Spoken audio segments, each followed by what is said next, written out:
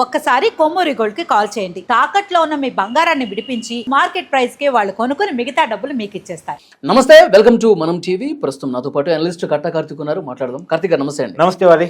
కార్తిక్ గారు, Andhra Pradesh deputy CM Pawan Kalyan గారు ఈరోజు అసెంబ్లీలో ఒక మాట అన్నారు. వైఎస్ఆర్ కాంగ్రెస్ పార్టీకి 11 మందే ఎమ్మెల్యేలు ఉన్నారు, కానీ వాళ్ళు 1100 మంది ఉన్నట్టు చాలా బలంగా వాళ్ళు మాట్లాడుతున్నటువంటి పరిస్థితుంది. కానీ కూటమి మంచి చేస్తుంది, కానీ కూటమి అంత బలంగా చెప్పుకోలేకపోతుంది, చేసింది చెప్పుకోలేకపోతుంది అన్నట్టు మాట్లాడారు. ఎలా చూస్తారు ఈ కామెంట్స్ని? నేనేమంటానంటే, ఇంట్లో కూర కంటే బయట ఫాస్ట్ ఫుడ్ చాలా టేస్టీగా ఉంటుంది. టేస్టీగా ఉన్నట్టు అనిపిస్తుంది, అట్రాక్ట్ చేసింది, కానీ అది ఆరోగ్యానికి మంచిది కాదు. ఇంట్లో కూర తింటమే ఆరోగ్యానికి మంచిది, కానీ అట్రాక్ట్ ఏమో బయట ఫాస్ట్ ఫుడ్ చేసింది. అలాగే అబద్ధం తొందరగా మనిషికి ఎక్కేసింది, అబద్ధం తొందరగా సమాజాన్ని ప్రభావితం చేసింది, కానీ దానివల్ల సమాజానికి హానికరం. నిజం నెమ్మదిగా పోయినప్పటికీ కూడా సమాజానికి అవసరం. నేనేమంటానంటే, వైసీపీ ఒక అబద్ధాన్ని చాలా బలంగా నమ్మించగలదు. అంటే అబద్ధానికి ఉండే వేగం నిజానికి ఉండదు. అబద్ధం వేగంగా పోద్ది కాబట్టి అబద్ధాన్ని వైసీపీ నమ్ముకుంది కాబట్టి వైసీపీకి లాభం జరుగుతుంది. ఇది మేబీ పవన్ కళ్యాణ్ గారు చెప్పదలుచుకున్న ఉద్దేశం ఏమో. ఇప్పుడు చాలా ఉన్నాయి, ఎగ్జాంపుల్ చెప్తున్నాను నేను. వైఎస్ రాజశేఖర రెడ్డి గారు చనిపోయినప్పుడు దాన్ని సానుభూతిగా మార్చడం కోసం చాలా ప్రయత్నాలు చేసింది వైసీపీ. ఆ రోజు జగన్మోహన్ రెడ్డి టీం, అప్పటికి ఇంకా వైసీపీ పార్టీ పుట్టకపోయినా సరే, రాజశేఖర్ రెడ్డి గారిది ప్రమాదం కాదు, ఎవరో ఏదో చేశారు, రిలయన్స్, చంద్రబాబు, సోనియా గాంధీ కలిసి రాజశేఖర్ని ఏదో చేశారు అనే ఒక అనుమానాన్ని పెద్ద ఎత్తున జనంలో తీసుకెళ్ళింది. అనుమానాన్ని నమ్మినటువంటి రాజశేఖర్ రెడ్డి గారి అభిమానులు రిలయన్స్ ఆస్తుల మీద కూడా పడ్డారు, ధ్వంసం చేశారు రిలయన్స్ ఆస్తులని. మీకు గుర్తుందా? అవును. తర్వాత అదే రిలయన్స్ కంపెనీకి సంబంధించినటువంటి వ్యక్తికి, పరిమళ నత్వానికి, జగన్మోహన్ రెడ్డి అధికారంలోకి వచ్చిన తర్వాత రాజ్యసభ సీట్ ఇచ్చాడు. నిజంగా తన తండ్రిని కనుక వాళ్ళు ఏదైనా చేస్తుంటే, రిలయన్స్ కుటుంబం చంద్రబాబుతో సోనియా గాంధీతో చేతులు కలిపి ఏదైనా చేసి ఉంటే, వాళ్ళ కుటుంబానికి ఎందుకు రాజ్యసభ సీట్ ఇచ్చాడు? పరిమళ నత్వానికి ఎందుకు ఇచ్చాడు? తెలుగు రాజకీయాలతో సంబంధం లేకపోయినా, వైసీపీ పార్టీతో సంబంధం లేకపోయినా ఎందుకు ఇచ్చాడు? అంటే ఆ రోజు చెప్పింది అబద్ధం, కానీ అబద్ధం జనానికి ఎక్కిందిగా. తర్వాత బాబాయిని చంపి గుండెపోటు అన్నారు. గుండెపోటు అనేది నమ్మించడానికి ట్రై చేశారు, మొదట్లో నమ్మించారు. వైఎస్ సునీత గారి గనక తిరుగుబాటు చేయకపోతే, రీపోస్ట్ మార్టం చెయ్యండి అనకపోతే, ఆ రోజు టీడీపీ ప్రభుత్వం లేకుండా ఉండుంటే, వైసీపీయే ఉంటే అది గుండెపోటుగా అయిపోయేది. కానీ ఆ రోజు గవర్నమెంట్ వైసీపీది కాకపోవటం, వైఎస్ సునీత తిరుగుబాటు చేసి రీపోస్ట్ మార్టం అడగటం వల్ల అది హత్యగా ప్రజలందరికీ తెలిసిపోయింది, నిజం తెలిసిపోయింది. హత్య ఎవరు చేశారన్న కూడా అప్పట్లో వైసీపీ నమ్మించింది నారావారి రథ చరిత్ర అని. ఫస్ట్ ఏమో గుండెపోటు అన్నది వాళ్ళే, ఆ గుండెపోటు హత్యగా తీరిన తర్వాత దాన్ని అవతల వాళ్ళ మీద నెట్టగలిగింది వాళ్ళే. నెట్టడమే కదా, దాన్ని నమ్మించారు. 2019 ఎన్నికల్లో లబ్ధి పొందగలిగారు. ఇప్పుడు ఆ రోజుల్లో పింక్ డైమండ్ అసలు లేదు, ఆ డైమండ్ ఎవరు లేదు, కానీ ఆ డైమండ్ని సృష్టించారు, దాన్ని నమ్మించారు. ఆ డైమండ్ చంద్రబాబు నాయుడు గారు కొట్టేశారన్న విషయాన్ని జనం చేత నమ్మించగలిగారు వాళ్ళు. చివరికి వాళ్ళ అధికారంలోకి వచ్చిన తర్వాత పింక్ డైమండ్ అనేదే లేదు అని వాళ్ళే ఒప్పుకున్నారు. అప్పట్లో ఏం చెప్పారు? పింక్ డైమండ్ అనేది దేవుడి దగ్గర ఉంటుంది, వెంకటేశ్వర స్వామి దగ్గర ఉంటుంది, దాన్ని దొంగలించి చంద్రబాబు నాయుడు గారు తన బెడ్రూమ్లో పెట్టుకున్నారని ఒకళ్ళు, లేదు బ్రాహ్మణి గారి మెడలో వేసుకున్నారని ఇంకొకళ్ళు వైసీపీ నుంచి ప్రచారం చేశారు. అదే జనం నమ్మారు. ఇలాంటి అనేక అబద్ధాలు చేశారు, నమ్మించారు, అధికారంలోకి వచ్చారు.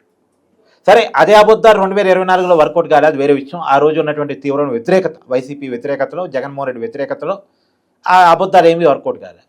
కోడికత్త అంటే నమ్మారు, కానీ గురకరాయి అంటే నమ్మలేదు. అది ఇక సరే, అబద్ధాన్ని నమ్ముకొని ఎదిగిన పార్టీ, అబద్ధంతో పుట్టిన పార్టీ, అబద్ధాలను నమ్ముకొని అధికారంలోకి వచ్చిన పార్టీ, అధికారాన్ని కోల్పోయినా సరే మళ్ళీ అధికారాన్ని సంపాదించుకోవడానికి అదే అబద్ధాన్ని నమ్ముకుంటుంది. కాబట్టి అబద్ధం బలంగా వెళ్ళిద్ది, వేగంగా వెళ్ళిద్ది. మనం నిజానికి కనుక గట్టిగా చెప్పలేకపోతే, అబద్ధాన్ని జనం నమ్మి 2019లో కనుక జరిగిన నష్టం మళ్ళీ జరగకుండా ఉండాలంటే కూటమిగా ఉన్నాం, ఐక్యంగా ఉన్నాం, మన సంఖ్యాబలం కూడా చాలా ఎక్కువ, చెప్పాల్సిన విషయాన్ని నిజంగా బలంగా చెప్పాలి అనేది పవన్ కళ్యాణ్ గారు చెప్పిన మాట. నిజంగా కూటమిలో చాలామంది చెప్పటంలో విఫలమవుతున్నారు, చేసింది చెప్పుకోవడంలో విఫలమవుతున్నారు. ఇప్పుడు గూగుల్ డేటా సెంటర్ నీకు ఎగ్జాంపుల్ చెప్తాను. గూగుల్ డేటా సెంటర్ వచ్చింది, అవును, అనౌన్స్ అయిన తొలి 10 రోజులు వైసీపీ చేసిన ప్రచారం ఏంటి? అసలు ఈ డేటా సెంటర్ వల్ల ప్రయోజనం ఉండదు, 2 సెక్యూరిటీ గార్డు ఉద్యోగాలు వస్తాయేమో, అంతకుమించి ఏమీ రావు, అవును అని చెప్పింది. దీనివల్ల కరెంటు వేస్టేజ్ అవుద్ది, మనకి పవర్ ప్రాబ్లమ్స్ వస్తాయి, వైజాగ్కి వాటర్ కష్టాలు వస్తాయి, ఇది మనకు అవసరం లేదు అన్నారు. తీరా దీనివల్ల జనం రిసీవ్ చేసుకోవట్లేదు అనగానే జగన్మోహన్ రెడ్డి గారు ఫైన్ డే బయటకు వచ్చి ప్రెస్ మీట్ పెట్టి, అప్పుడు దాకేమో గుడివారి అమర్నాథ్ చేత సజ్జల రామకృష్ణారెడ్డి వీళ్ళంతా మాట్లాడారు. తర్వాత ఇది జనంలోకి వైసీపీకి నెగిటివ్గా తీసుకెళ్తుందని వెంటనే మాట మార్చి జగన్మోహన్ రెడ్డి గారు ఒక రోజు వచ్చేసి ప్రెస్ మీట్ పెట్టి, గూగుల్ డేటా సెంటర్ రావటం మంచిదే, దానికి రావటానికి కారణం నేను సాధించిన అదాని డేటా సెంటర్ ఇప్పటి గూగుల్ డేటా సెంటర్ అని తన క్రెడిట్ వేసుకున్నాడు. ఒకప్పుడు అది వృధా అని ప్రచారం చేసింది వైసీపీనే, 10 రోజుల్లో మాట మార్చి దాని క్రెడిట్ లాక్కునే ప్రయత్నం చేసింది వైసీపీ. నిజానికి సాధించిన వాళ్ళు ఏమో కామైపోయారు. వాళ్ళు అంటే సాధించిన వాళ్ళు మేము సాధించామని చెప్పుకోవడానికి తిప్పలబడే పరిస్థితి. నారా లోకేష్ గారు క్రెడిట్ ఉంది అక్కడ, కానీ నేను సాధించానని చెప్పుకోవడానికి నారా లోకేష్ గారు అంటే వీళ్ళకంటే బలంగా వాళ్ళు చెప్పుకున్నారు వైసీపీ వాళ్ళు. అంటే ఇలా అనేకం ఇప్పుడు వెలుగొండ ప్రాజెక్ట్ ఉంది, దానికి శంకుస్థాపన చేసింది చంద్రబాబు నాయుడు గారు, దాన్ని రూపకల్పన జరిగింది ఎన్టీఆర్ హయాంలో, దాన్ని పనులు వేగవంతం చేసింది చంద్రబాబు నాయుడు గారి పరిపాలనలోనే. అయితే ఇప్పుడు జనానికి వైసీపీ ఏం నమ్మించుకోగలుగుతుంది? రాజశేఖర్ రెడ్డి గారే వెలుగొండ ప్రాజెక్టుని స్టార్ట్ చేశారు, రాజశేఖర్ రెడ్డి గారే దాదాపు చాలా పని కంప్లీట్ చేశారు, మిగతా పనులు జగన్మోహన్ రెడ్డి గారు కంప్లీట్ చేశారు, దాన్ని వాళ్ళు చంద్రబాబు నాయుడు గారు ఓపెనింగ్ చేస్తున్నారని ప్రచారం చేస్తుంది. నిజానికి జగన్మోహన్ రెడ్డి గారే మిగతా పనులు కంప్లీట్ చేసి ఉంటే మరి జగన్మోహన్ రెడ్డి గారు ఎందుకు ఓపెనింగ్ చేసి ఉండడు? ఆయన ఓపెనింగ్ చేసుకుని ఉండేవాడు కదా. అవును, అంటే ఈ నిజం జనం ఆలోచించరా? కానీ అబద్ధాన్ని నమ్ముతారు అని అబద్ధాన్ని బట్టిగా ప్రచారం చేస్తున్నారు, ఒక అబద్ధాన్ని నమ్మించుకోగలుగుతున్నారు వాళ్ళు. ఓకే, ఇలాంటి నీకు చెప్పమంటే చాలా చెప్తా పని నేను నీకు. ఒక అబద్ధాల పుట్ట వాళ్ళ దగ్గర ఉంది, దాన్ని ఈజీగా జనంలో తీసుకెళ్ళగలుగుతున్నారు, ఈజీగా నమ్మించుకోగలుగుతున్నారు.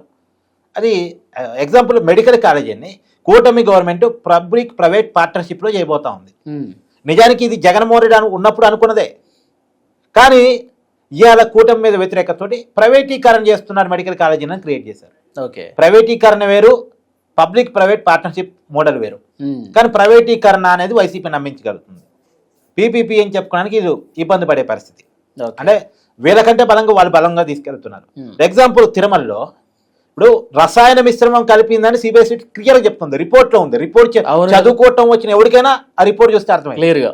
కానీ వైసీపీ ఏంది, చంద్రబాబు నాయుడు గారు ఒకరోజు యాన్యువల్ ఫ్యాట్ అన్నారు కాబట్టి ఆ ఒక్క మాటనే పట్టుకొని, అది ఈ సిబిఐ ఛార్జ్షీట్లో లేదు కాబట్టి, అంటే నిర్ధారణ రాలేదు కాబట్టి, ఆ రోజు చంద్రబాబు నాయుడు గారు చెప్పింది ఈ రిపోర్ట్లో లేదు కాబట్టి అసలు రిపోర్ట్ అంతా ఏమీ లేదు, మేము తప్పే చేయలేదు అన్నట్టు. మరి ఏ రిపోర్ట్ ప్రకారం నువ్వు లేదని చెప్తున్నావు, అదే రిపోర్ట్లో రసాయన మిశ్రమాన్ని ఉంది కదా అంటే అది లేదు, అది పక్క పోయింది అసలు. కానీ ఏమి జరగలేదు అన్న దాన్ని వైసీపీ బాగా తీసుకెళ్ళగలుగుతుంది. తర్వాత హెరిటేజ్ మీద ప్రచారం, చంద్రబాబు నాయుడు మీద ప్రచారం, అంటే ప్రధాన్ని కూడా తను చేసిన తప్పులేమో చంద్రబాబు నాయుడు గారికి పోయగలగటం, చంద్రబాబు నాయుడు గారు చేసిన ఒప్పులేమో తన ఖాతాలో వేసుకోగలగటం, ఇది బలంగా చేసుకోగలుగుతుంది వైసీపీ. దీన్ని తిప్పి కొట్టడంలో కూటమి నిజంగా ఫెయిల్ అవుతుంది. పవన్ కళ్యాణ్ గారు అన్నది వాస్తవం.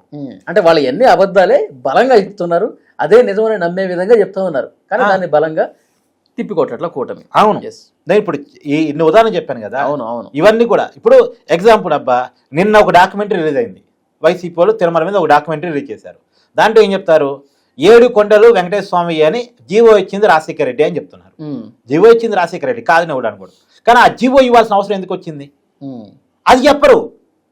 అంటే 2 కొండలు అని చెప్పి ప్రచారం చేసింది ఎవరు? ఫస్ట్ 2 కొండలు అని చెప్పేసి దాని అంతవరకే పరిమితం చేసి, అది వివాదంగా మారిన తర్వాత హిందూ సంఘాలు టీడీపీ గోల చేసిన తర్వాత 7 కొండలని జీవో ఇవ్వాల్సి వచ్చింది. అప్పుడు కూడా చంద్రబాబు నాయుడు గారు చెప్పింది ఏంది, అసలు 7 కొండలైనా సరే అది మనం నమ్మకం, కానీ దేవుడికి పరిధిని మనం జీవో ఇవ్వటం ఏంటి అసలు? దేవుడికి విశ్వం మొత్తం పరిధే కదా, దేవుడికి పరిధులు కేటాయించడానికి మనం ఎవరు అని చెప్పి చంద్రబాబు నాయుడు గారు చెప్పారు. కానీ ఇప్పుడు వైసీపీ ఏం ప్రచారం జరగలుగుతుంది, ఆ 7 కొండల్ని పరిరక్షించింది రాజశేఖర్ రెడ్డి అని ప్రచారం చేసుకోగలుగుతుంది. కానీ అసలు రాజశేఖర్ రెడ్డి కానీ తర్వాత జగన్మోహన్ రెడ్డి కానీ కనీసం సతీ సమేతంగా ఎప్పుడు తిరుమల వచ్చి పట్టు వస్త్రాలు ఎందుకు సమర్పించలేదు అన్నదానికి సమాధానం లేదు. కానీ వాళ్ళు చెప్పింది రాజశేఖర్ రెడ్డి గారు కూడా సతీ సమేతంగా ఎప్పుడు పోలేదా? పోడాయన, ఆయన బోర్డు, జగన్మోహన్ రెడ్డి బోర్డు.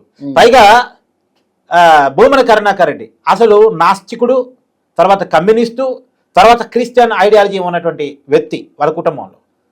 మరి అలాంటి వ్యక్తిని తిరుమల తిరుపతి దేవస్థానం చైర్మన్గా ఎందుకు నియమించారు అంటే దానికి సమాధానం ఉండదు. ఇవన్నీ పక్క పోతాయి, అసలు ఇవన్నీ మాట్లాడరు. వాళ్ళు చెప్పదలుచుకుని చెప్తారు, జనాన్ని నమ్మిస్తారు. ఈ కూటమి ఈ విషయాలని చెప్పుకోవడానికి ఫెయిల్ అవుతుంది. అసలు భూమన్ని ఎందుకు చైర్మన్గా పెట్టారు, చైర్మన్గా పెట్టి వీళ్ళు చేసింది ఏంది, రసాయన మిశ్రమాన్ని కలిపి మన ఆరోగ్యాలతో మన Okay. మనోభావాలతో ఆడుకుంది ఏంది అని Okay. జనం బలంగా చెప్పాలిగా. వీళ్ళు చెప్పడంలో ఫెయిల్ అవుతున్నారు, వాళ్ళు అబద్ధాన్ని నమ్మించడంలో పాస్ అవుతున్నారు. యా ఇదే పవన్ కళ్యాణ్ గారు చెప్పదలుచుకుంది.